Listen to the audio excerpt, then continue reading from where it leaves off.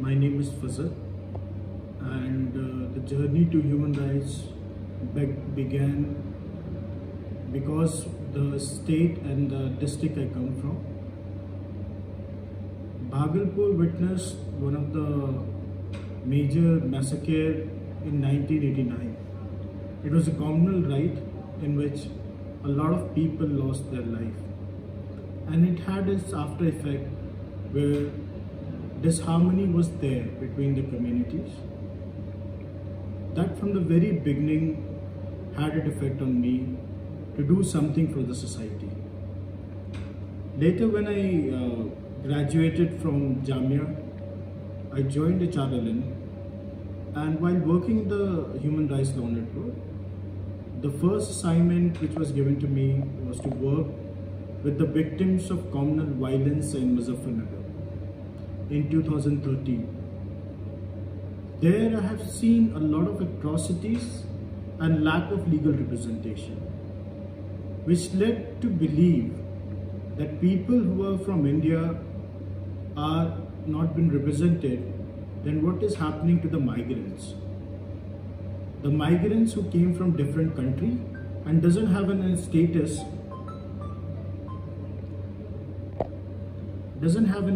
in India. So started working with refugees. I saw how vulnerable they are. That vulnerability made me work very closely with the community for a longer period of time. The work with Rohingyas in India is one of the major work which I have done, and I have visited all the settlements. That led me to believe that there is a lot to be done in the field, and that is a lot to be done for the humans. In India, where there is no law for refugees, they are not been treated mostly as humans.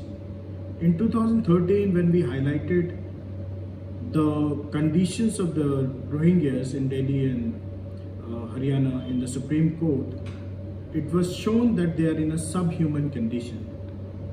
And that subhuman condition was reflected before the court, which had its impact on me as well, because I never believed that the situation is so worse.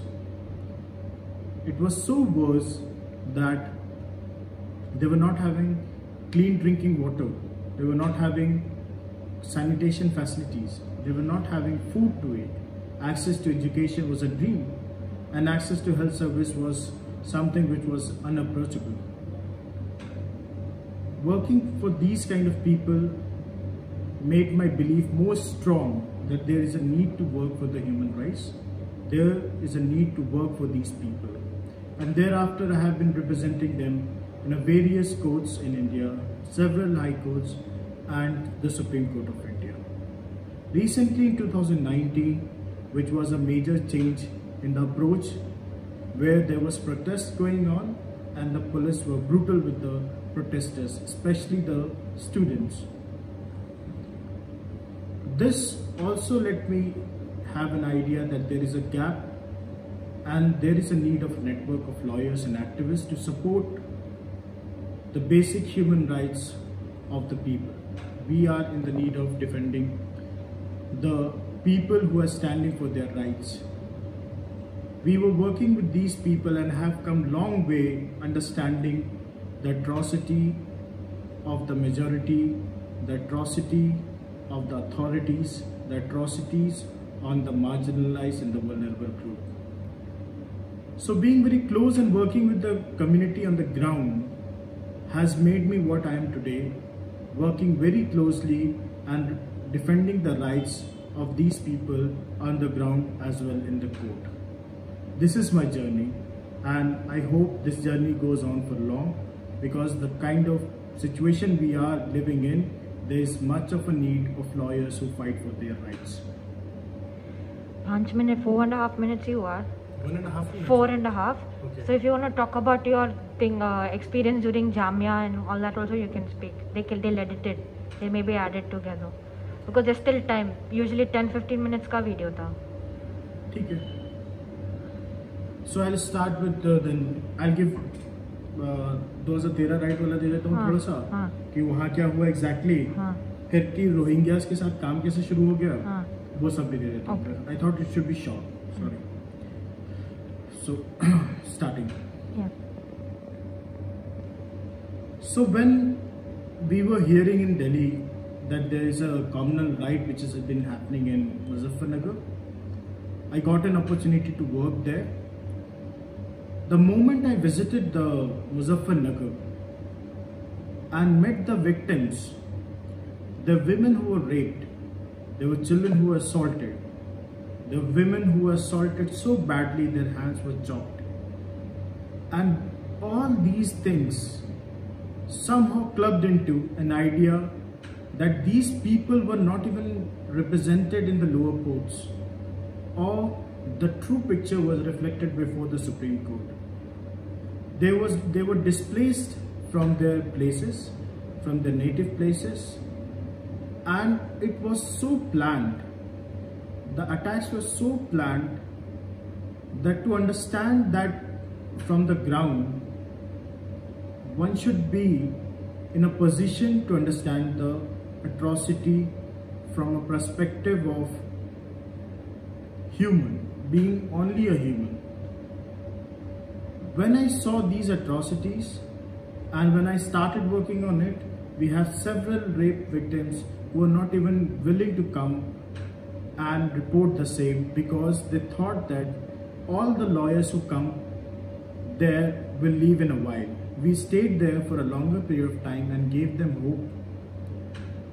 While returning from Muzaffarnagar, there was one incident in which I was asked to represent or defend an Afghan refugee who was there in the police station and was detained by the police for not having a proper document according to the Foreigners Act of India.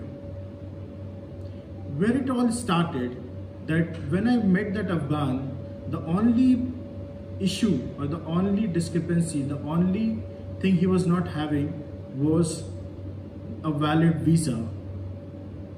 Those times, the refugees who were registered with the UNHCR was not even given a visa.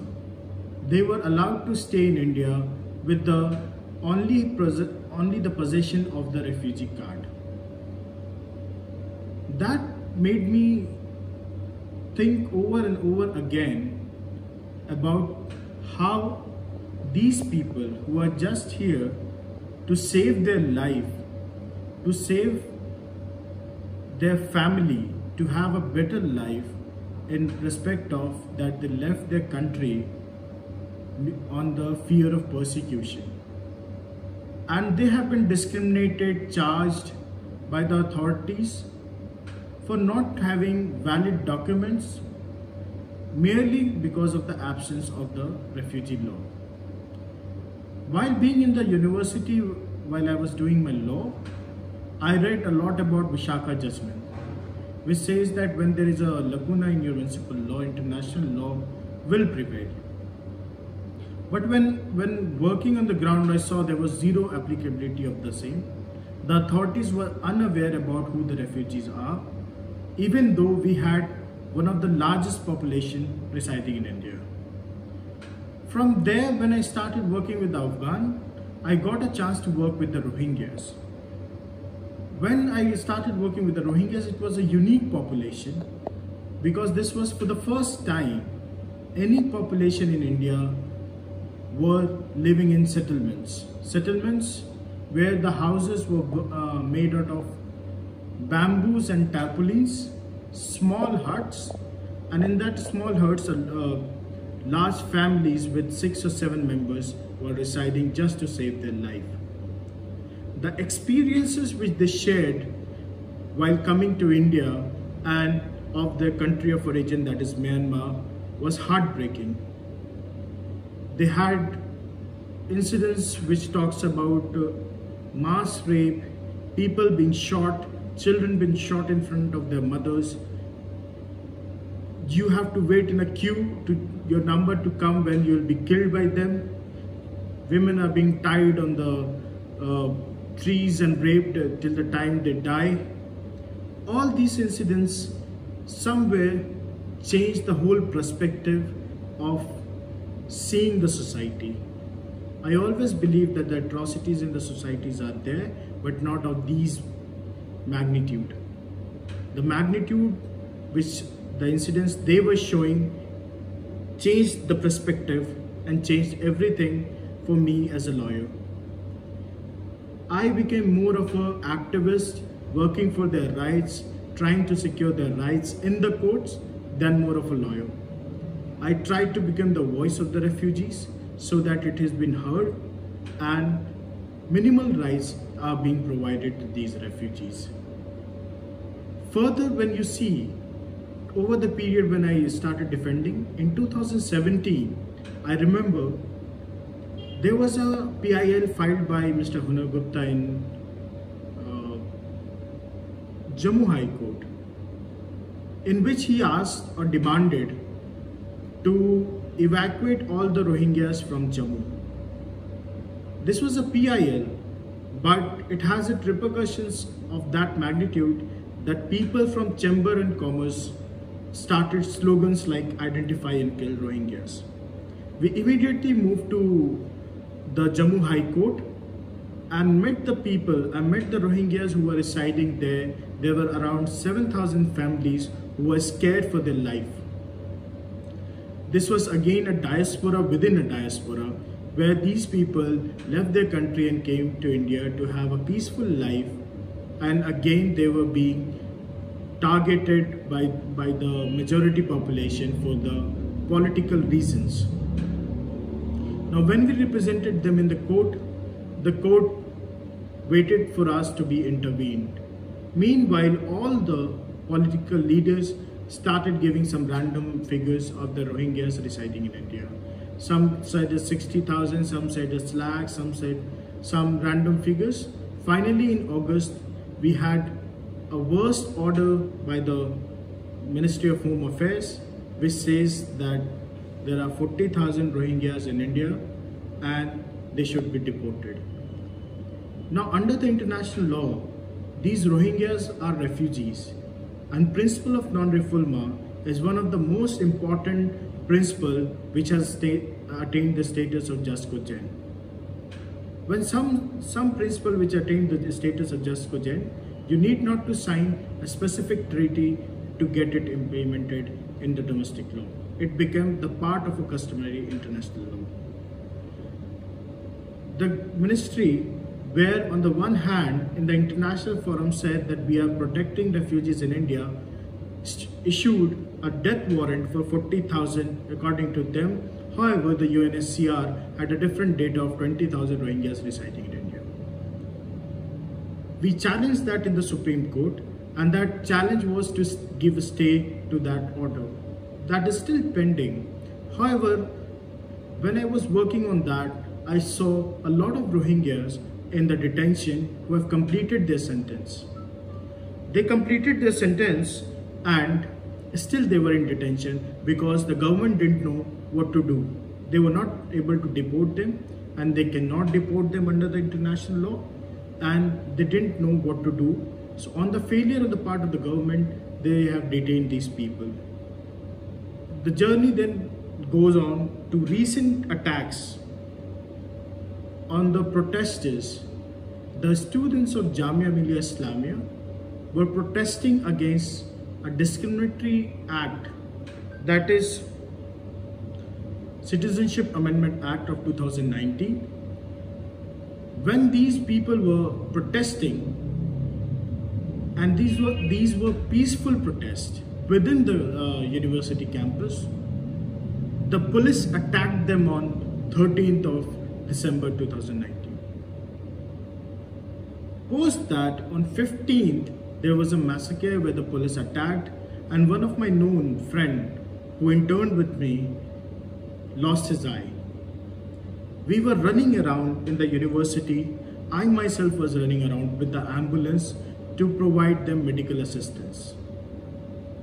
While we were providing them medical assistance, the information came in that all the students who were taken to one particular hospital, that is Holy Family, were detained by the police from there itself without even giving the proper medical aid. We rushed towards the police station, that is New Friends Colony police station, and where we came to know the similar incident is happening in Aligarh. I must tell you, there were 3 people who went to Aligarh Muslim University to exactly evaluate and respond to the crisis. When we went into the university, there were forces all around, and none of us had the courage to take out our mobile and just to make a small video of showing how these paramilitary forces, how these police officials are taking up the vehicles of the student from the crane and putting them in the truck and taking away. There were blood stains on the road, there were bullets on the road, there were smoke grenades on the road. We witnessed all those, and when we went in the hospital, we saw students in the emergency ward scared, and just when they are able to move out of the hospital, they were running from there, because the information which was given to them was that the police is coming to arrest them. They didn't take proper medical aid. Only the person who was immovable, like a student who had a rubber bullet injury on the head, a platoon injury on the head, who was getting fits, was not able to leave it.